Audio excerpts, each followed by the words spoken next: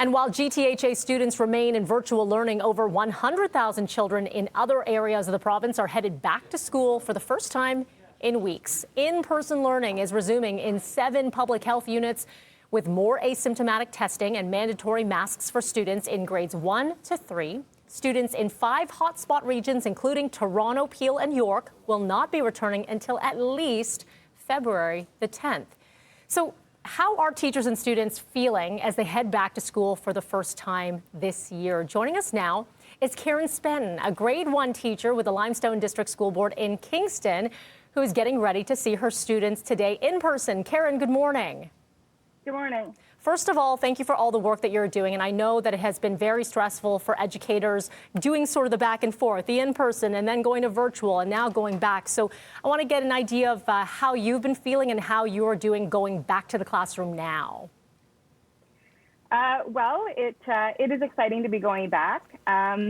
Teaching at home was difficult, and it was the first time that I had taught virtually.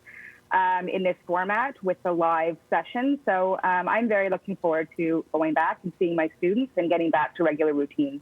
And Karen, for grade 1, no doubt, I've been sitting in on JK, SK classes with my son for the last few weeks, and it's a challenge for both the educators as well as the students and the teachers. So absolutely in person will help with that. There are going to be some changes, though, as you go back. Are you ready for that? Have there been conversations with other educators on the masking policies and more of the distancing? What have you talked about?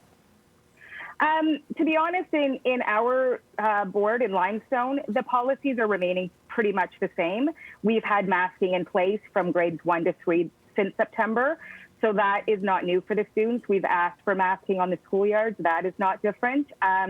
The only real protocol that will change for us and for me is that we are now required as staff to sign off on the daily screener, that we have to sign off that we have completed the daily screener, and we are very much told not to go to work if we have any symptoms at all. Other than that, it's pretty much the same protocols we've been used to. What's it been like as an educator through all of this, trying to balance everything, trying to keep up with the protocols and trying to keep everyone safe for you personally? It's a roller coaster ride. It's really difficult, and yet, seeing the students at school every day, the learning is still happening. Students are socializing. Kids are amazing and resilient, and they are really adapting to that. And I think as an educator, that's what helps me through the day. It's stressful to try to manage all of the safety protocols and try to keep all of those students safe and yourself safe with that in your head all day.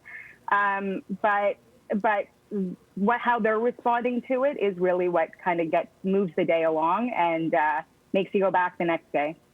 Okay, and we are watching from one of the hot spots, of course, Toronto, Peel, York, Hamilton, Windsor, Essex, not going back until at least February the 10th. What is your message for us in the hot spots right now as you head back to the class? What do you want us to hear? If you're still teaching remotely, stick with it, I guess. Do the best you can. Focus on connection, focus on fun. And at the end of the day, remember that this is not normal. This is not